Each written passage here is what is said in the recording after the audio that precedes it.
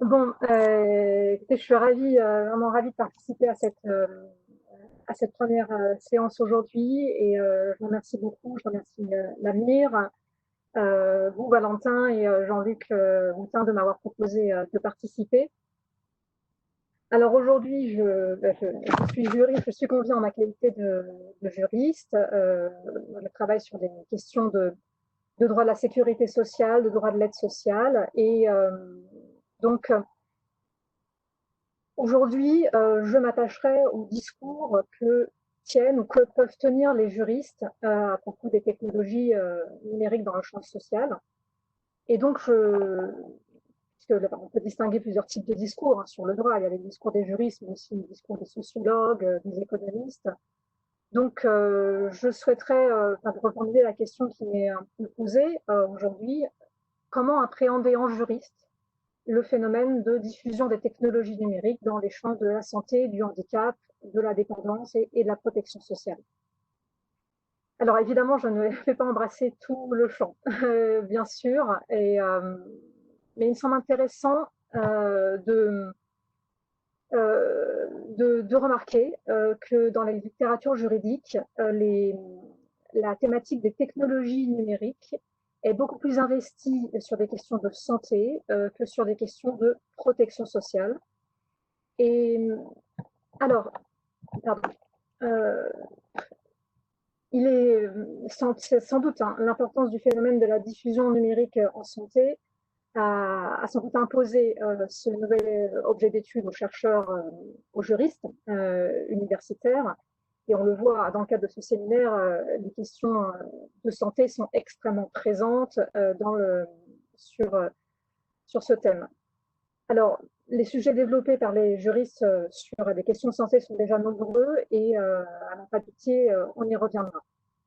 Alors, pour ma part, je souhaiterais limiter mon propos aux questions de protection sociale et paradoxalement ou non, je laisserai de côté le champ de la santé car j'entends la protection sociale. Euh, Pardon, par protection sociale, j'entends la sécurité sociale, l'aide sociale et d'ailleurs j'exclus la protection sociale complémentaire pour des raisons qui tiennent essentiellement à des questions, ce sont plutôt des raisons de compétence de ma part d'intérêt du sujet.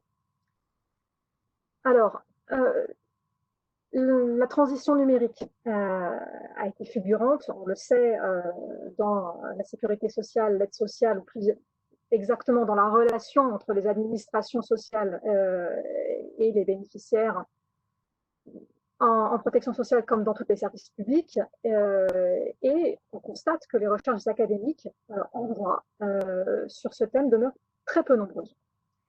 Alors j'ai recensé moins d'une dizaine de publications depuis le début des années 2000, sans comptabiliser bien sûr les études des organes institutionnels qui véhiculent pourtant un discours sur le droit, comme celle du défenseur des droits, des opérateurs de protection sociale et de l'IGAS, notamment. Alors, la rareté de l'activité scientifique pourrait s'expliquer par la faible production normative relative aux technologies numériques dans le champ de la protection sociale. Alors, évidemment, par production normative, je ne vise ici qu'un sens restreint, hein, c'est-à-dire les textes législatifs et réglementaires. Je n'évoque évidemment pas la jurisprudence, bien qu'elle ne soit pas encore très développée, si que les questions ne sont pas encore commencent à émerger. Donc, si l'on s'en tient au texte, légaux et réglementaires, dans le champ du droit de la sécurité sociale, de l'aide sociale, la mise en place des dispositifs numériques et leurs usages semble ne pas concerner la substance des droits sociaux.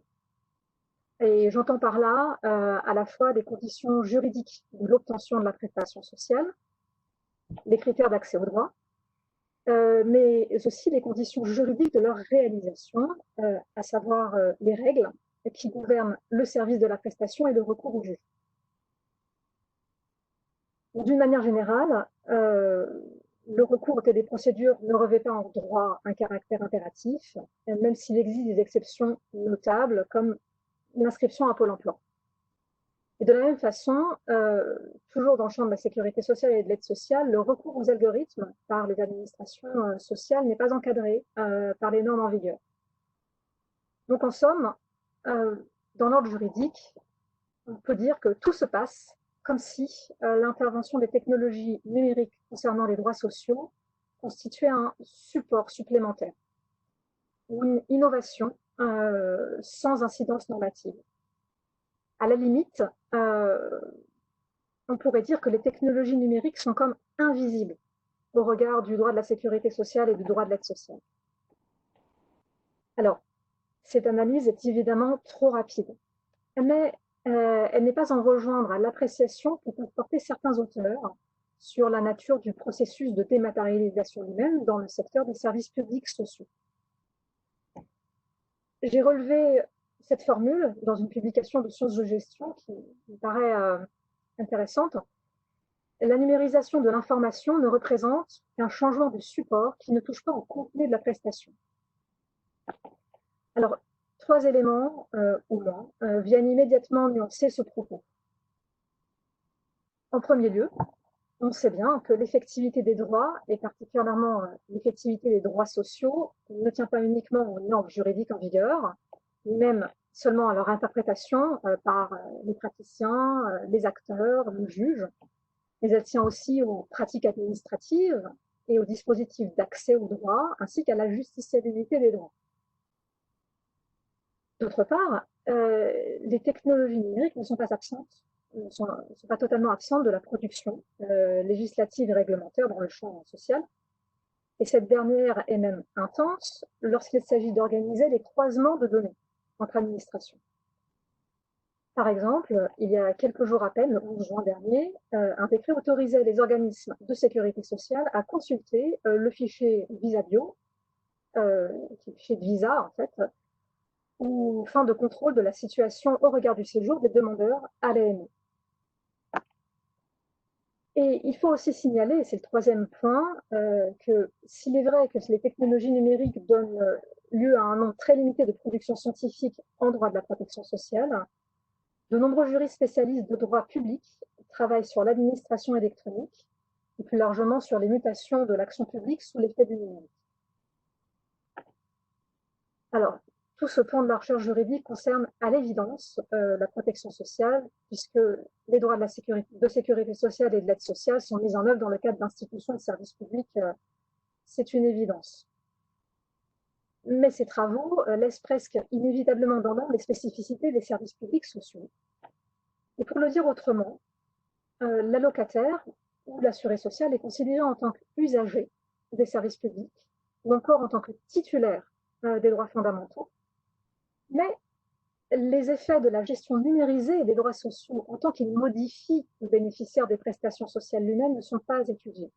Et c'est cet aspect, cet axe qui est pour le moment un angle mort, on dirait, de la recherche juridique.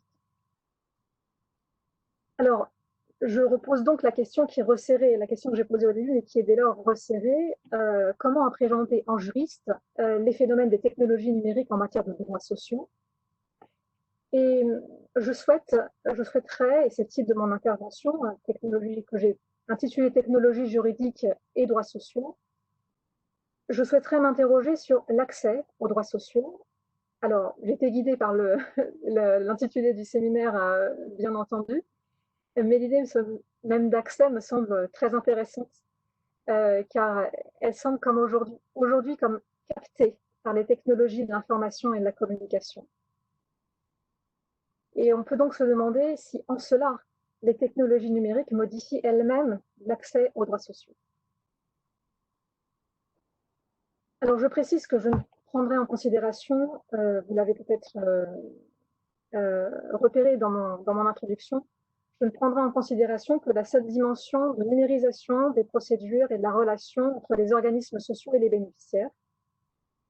J'écarte de la discussion les problématiques soulevées par l'algorithmisation des décisions administratives ou encore celle de l'influence des plateformes numériques sur l'essor des comptes individuels de droit.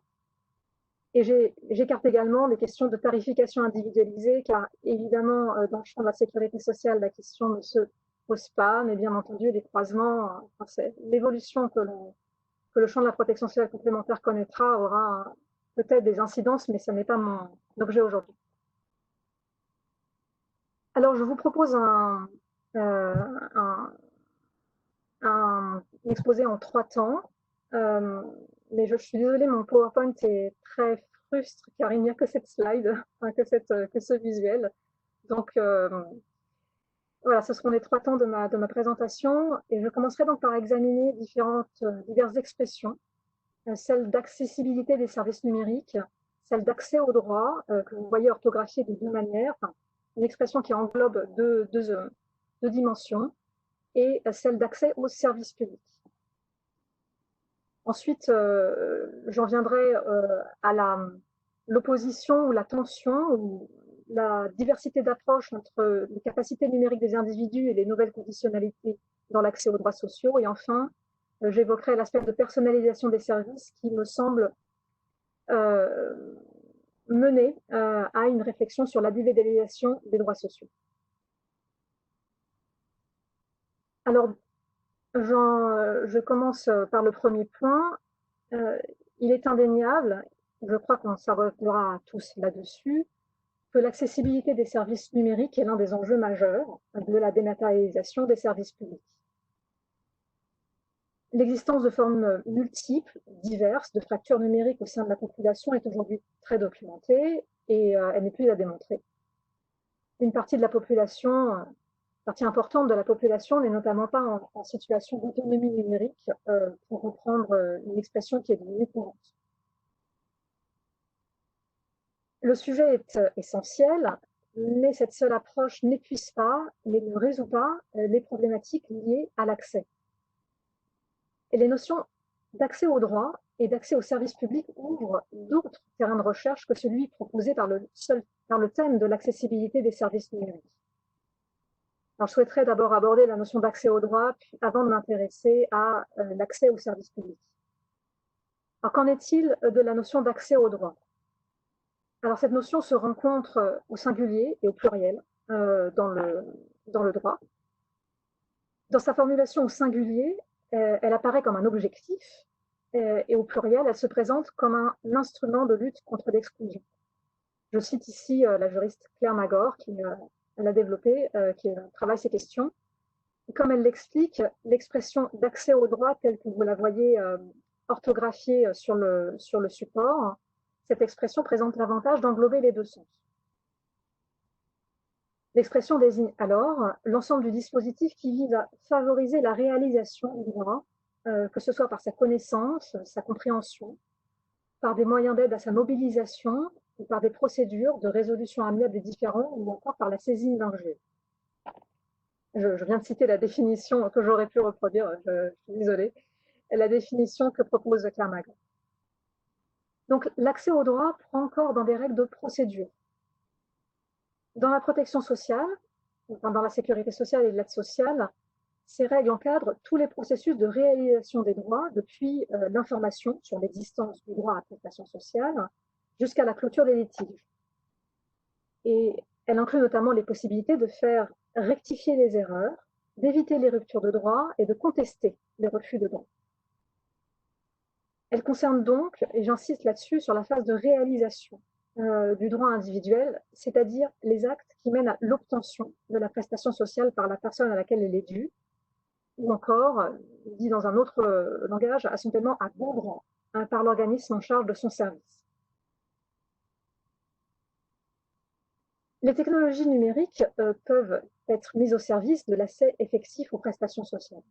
C'est documenté, c'est souhaité par les organismes, mais comme le note le récent rapport de l'IGAS que l'IGAS consacre à l'inclusion numérique, cette fonction est pour l'heure peu développée. Donc il est certain que ces technologies numériques pourraient jouer un rôle considérable dans la lutte contre le non-recours aux droits et pour renforcer la garantie des droits sociaux. Cependant, à bien regarder les conditions de réalisation des droits sociaux, on ne peut qu'être frappé par le transfert de charges qu'opère le recours au numérique en direction des allocataires. Et ce transfert est d'ailleurs au cœur de la stratégie, un des économistes le souligne, Le premier bénéfice du numérique est de faire baisser les coûts de production de l'administration publique. Alors, en quoi la notion d'accès au droit est-elle pertinente pour mettre à jour et discuter cet usage ou cette fonction? Eh bien, il me semble qu'elle est particulièrement pertinente. Tous les travaux l'indiquent, la numérisation des services publics requiert une plus grande participation de l'usager à la réalisation du service, particulièrement dans la phase d'instruction de la demande. Plus exactement, c'est désormais à lui qu'il revient de prendre en charge sa demande, d'instruire lui-même son dossier en lieu et place de l'administration. Alors, dans le langage du droit social, et non pas du droit public, cela signifie qu'une plus grande participation du bénéficiaire est requise pour l'obtention de son droit à prestation sociale. En effet, il est demandé au bénéficiaire de saisir les données qui s'inscriront dans la base. Il lui appartient donc de qualifier l'information nécessaire au traitement de sa demande de droit et de sélectionner celle qui lui paraît la plus adéquate. Les systèmes d'information sont aussi conçus de telle sorte que l'impossibilité de renseigner un champ du formulaire en ligne empêche généralement de faire la demande de droit. Le système bloque, alors qu'auparavant, les formulaires SERFA pouvaient être envoyés même incomplets pour un premier traitement. Il est donc exigé que ce premier traitement opéré par le bénéficiaire soit complet. Ces opérations étaient auparavant réalisées par les organismes en charge du service de prestation. Donc, en d'autres termes, une partie du virage numérique a consisté à externaliser ces opérations vers les usagers. Le rapport de l'IGAS le note, cette externalisation est une externalisation du coût de l'opération, mais elle externalise aussi des opérations qui sont complexes. Et c'est d'abord cet usage de la numérisation des procédures qui affecte l'accès au droit. En effet, me semble. En effet, non seulement les technologies numériques ne simplifient pas la réglementation, mais encore la nécessité de la comprendre et de l'interpréter demeure. Et d'ailleurs, on peut penser que le caractère automatisé des traitements pourrait même servir de prétexte à l'accroissement de cette complexité. On le voit, des outils de vérification qui sont en lien, qui sont générés par cette complexité de la réglementation, des outils de vérification fleurissent dans la sphère marchande. On pense par exemple à une application qui est dédiée aux intermittents du spectacle pour calculer leur droit à allocation. Donc ces technologies, non seulement ne réduisent pas, ne simplifient pas la réglementation, mais elles n'écartent pas non plus la difficulté à qualifier l'information nécessaire à l'obtention de la prestation sociale. De fait, ce transfert de charge porte en lui le risque d'accroître les refus et le non-recours de droit, et c'est d'ailleurs un risque qui est relevé par de nombreux accords, par de nombreux auteurs. Et le risque est grand aussi qu'une erreur de saisie ou qu'une erreur d'interprétation des informations à transmettre ne puisse être corrigée qu'au terme de longues tractations, de la même façon que les situations complexes ne puissent être rapidement prises en charge, car elles requièrent une intervention humaine. Donc, en conclusion sur ce premier point, sur la portée de la notion, l'intérêt de la notion d'accès au droit, il me semble que rabattre la question de l'accès au droit sur celle de l'accessibilité des services numériques revient à passer à côté du dispositif décrit par la notion juridique d'accès au droit. Cette notion vise l'ensemble des procédures qui accompagnent et appuient les personnes dans les démarches de discussion de leurs droits sociaux. Alors j'en viens maintenant à la notion d'accès aux services publics. Un élément de définition pour commencer, dans le champ juridique, l'accès aux services publics s'exprime sous la forme d'un droit de l'usager, le droit d'accès aux services publics. Donc ce dernier trouve une traduction jurisprudentielle à travers des principes de continuité, d'égalité et dans une moindre mesure du principe d'adaptabilité du service public. Donc, la notion d'accès au service public renvoie aux lois du service public et notamment au principe d'égalité devant le service public. Alors, je me réfère au rapport du défenseur des droits qui qui est consacré à la dématérialisation des services publics et qu'il a publié en 2019, le défenseur des droits relève le risque d'un recul inédit de ce qu'est le service public en France généré par la dématérialisation des services publics. Il relève aussi un risque de dégradation du respect des droits et des libertés par les administrations et les organisations chargées de services publics. À quel exemple pense-t-on? Eh bien, on pense aux fermetures d'agences et de points de contact des organismes de sécurité sociale sur le territoire. Un auteur, un juriste spécialiste du droit public, je pense à David Charbonnel, pointe ainsi le risque que l'accessibilité numérique du service public joue contre son accessibilité spatiale.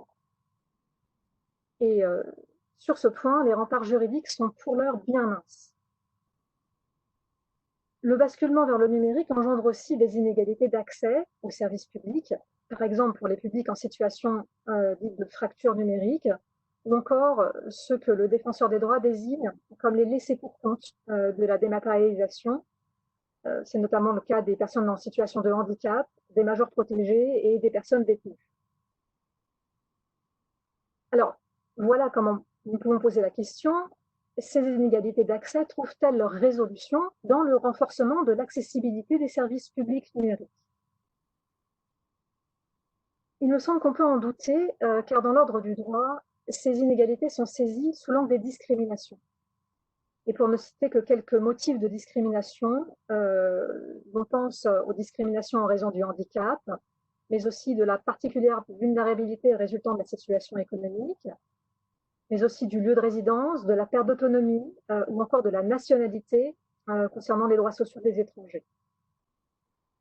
Et sans m'avancer trop, puisqu'il n'y a pas de jurisprudence sur ce point encore, il est probable que le développement d'actions concrètes qui visent à renforcer ce qu'on appelle l'autonomie numérique des usagers ne puisse pas servir à écarter le grief de discrimination devant nous. Alors, j'ai voilà, quelques pistes de réflexion sur la portée, la pertinence de ces notions d'accès aux droits et d'accès aux services publics pour penser d'une manière générale l'influence ou l'impact des technologies numériques sur l'accès aux droits sociaux. Et pour conclure sur ce premier point, j'aimerais citer une expression employée par des auteurs spécialistes de sciences de gestion qui m'a interpellée, et d'ailleurs qui fait écho aux deux interventions précédentes. Je cite: l'innovation numérique semble renforcer l'accessibilité aux droits en révolutionnant la philosophie de la place de l'usager dans la conception du service. Alors, en tant que juriste, la formule m'interpelle, car la formule d'accessibilité au droit n'est pas commune dans la sphère juridique. Certes, on rencontre le terme d'accessibilité, particulièrement dans le champ du handicap, mais l'expression d'accessibilité au droit n'appartient ni au langage des juristes, ni au langage du droit. On parle, on l'a vu, plutôt d'accès au droit et d'accès aux services publics, et ces deux notions sont très différentes. Deuxième point qui m'a interpellée, j'ai été étonnée qu'un lien soit établi entre, d'une part, le paiement effectif et à bon droit par les organismes sociaux de l'allocation à la personne à laquelle elle est due, et d'autre part, les démarches participatives qui contribuent à faire évoluer les modes de relation entre les administrations sociales et les usagers. Alors, évidemment, les deux interventions qu'on vient de suivre l'ont montré, un des enjeux des technologies numériques, et c'est ce qu'elles offrent, c'est la possibilité de coproduire, de co-concevoir des services. Mais il me semble tout de même que la coproduction ou la co-conception d'outils techniques, d'interface avec les usagers, répond à des problèmes qui sont éloignés de ceux que les juristes appellent ou désignent par les notions d'accès au droit et d'accès aux services publics, ce qui pose à mon sens une question fondamentale. Car je crois qu'il faut prendre au sérieux à la fois la terminologie et le rapprochement qui est proposé par les auteurs. Il pourrait bien témoigner par cette jonction qui est faite entre le processus, l'élaboration des services et le bénéfice du droit. Il me semble qu'il y a là une mutation, et j'en fais l'hypothèse, dans la représentation des droits sociaux. je ne développerai pas, mais à tout le moins, on peut constater que les discours sur les technologies numériques font une place importante aux idées d'autonomie et de participation des personnes, aux capacités des individus plutôt qu'aux droits des personnes. Et il n'est pas anodin, à mon sens, que dans une même formule soit reliée la participation des usagers à l'élaboration de services à la question de l'effectivité de leurs droits ou de l'obtention de la prestation sociale. Et ce lien, à mon avis, est très problématique. Bien, j'ai terminé sur ce premier point et j'aimerais aborder les deux autres. Les deux aspects je souhaiterais aborder deux aspects qui me semblent particulièrement caractériser les usages des technologies numériques en matière de droits sociaux. D'une part, le rapport social d'obligation dans lequel elles s'inscrivent, et d'autre part, la personnalisation des services qu'elles participent à développer. Mais il y a des liens avec la première partie, bien sûr. Donc, sur le deuxième point, on peut remarquer que l'accélération de la numérisation de la gestion des droits sociaux a été si forte qu'aujourd'hui, l'interface numérique est désormais le passage obligé vers les prestations sociales. Plusieurs auteurs, notamment des juristes de droit public, je pense à Geneviève Couby, le soulignent. Dans le droit en vigueur, cette obligation n'est pas inscrite, elle n'est pas formalisée, elle n'existe pas, on va dire, mais en pratique, elle est déjà réalisée dans les faits. Et aujourd'hui, les usagers sont à présent très fortement orientés vers des démarches en ligne. Pour le dire autrement, les administrations imposent à leurs usagers un mode de relation numérique. Alors, je souhaiterais m'appuyer ici sur les travaux de Pierre Mazet, sociologue, et il met en exergue ce rapport social d'obligation qui caractérise les usages des technologies numériques en matière de prestations sociales, et il invite à y prêter attention. En effet, je le cite, l'accès au droit social se charge aujourd'hui de nouvelles conditionnalités qui ne tiennent ni à des critères d'éligibilité, ni à des critères comportementaux. Elles consistent en des exigences de connectivité et de maîtrise du numérique, et Pierre Mazel insiste, elles sont avant tout implicites. Alors, cette analyse invite à considérer la situation des individus non connectés sous un autre angle que celui de leur capacité. Cette situation se présente face à une situation d'obligation de maîtrise pour accéder à leurs droits. Donc, cette approche développée en sociologie intéresse les juristes. Évidemment, quand il y a des questions d'obligation, les juristes sont intéressés, car elle est intéressante car la question des inégalités n'est plus posée sur le plan de la relation des individus au niveau, sur le plan de la relation des individus aux nouveaux moyens de communication. Elle n'est pas posée en termes de capacité numérique des individus. Elle est située, au contraire, dans le rapport des individus à leurs droits.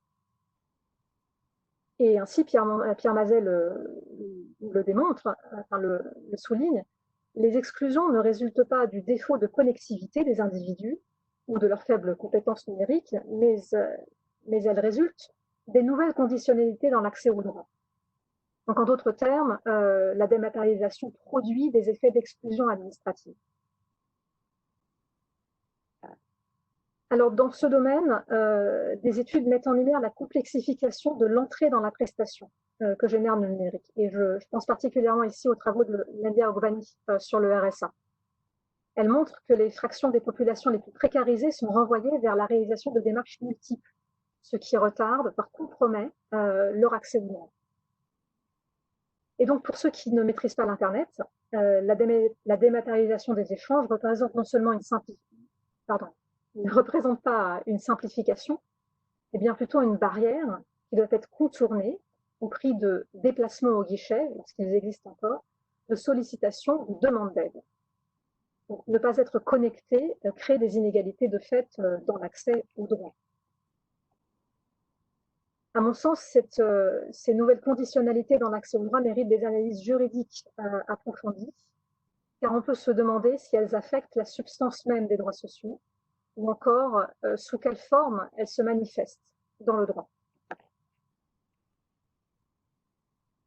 Donc, à côté de ce rapport social d'obligation qui pourrait se traduire d'une manière ou d'une autre dans le droit, Je souhaiterais maintenant aborder un troisième point qui touche à la personnalisation des services. Et l'on remarque, l'on sait tous, que cette personnalisation des services accompagne ou agit en parallèle des technologies numériques. Laure, je me permets d'intervenir. Je vous invite à aller assez vite sur ce troisième point. Il ne vous reste plus beaucoup de temps. D'accord, Néanmoins, si vous souhaitez le prolonger et empiéter un peu sur le temps de questions, vous pouvez, puisque pour l'instant, il n'y a pas eu de questions dans le chat. À vous de voir. très bien. D'accord. Donc juste en quelques mots, l'introduction des technologies numériques, il me semble, a bouleversé les moyens d'identification des bénéficiaires de droits sociaux. Et je crois qu'il faut remarquer le degré de précision avec lequel les individus et les situations sont aujourd'hui connus du fait de la masse des données personnelles à disposition des administrations sociales. Donc cette évolution de l'identification des bénéficiaires affecte tant les activités de traitement des demandes que les activités de guichet. Elles accompagnent aussi le développement de services plus personnalisés en direction des usagers. Et en parallèle, ces données contribuent à faire émerger de nouveaux outils à destination des usagers. On pense par exemple du côté des administrations au croisement de données qui offre de nouvelles possibilités en termes de lutte contre le non-recours, en termes de ciblage. Et du côté des usagers, les usagers ont à disposition aujourd'hui davantage d'outils qui leur donnent une vision. Alors, il est intéressant de la qualifier. Est-ce que c'est une vision plus globale, plus complète de leurs droits ou une vision globalisée de leurs droits? Est-ce que l'accès à l'information que détiennent les administrations sur eux modifie sensiblement la symétrie des rapports entre l'administration et les usagers? Est-ce qu'elle leur offre vraiment un accès aux données détenues par l'administration ou s'agit-il d'une visibilité nouvelle sur leurs droits? Une question que je pose.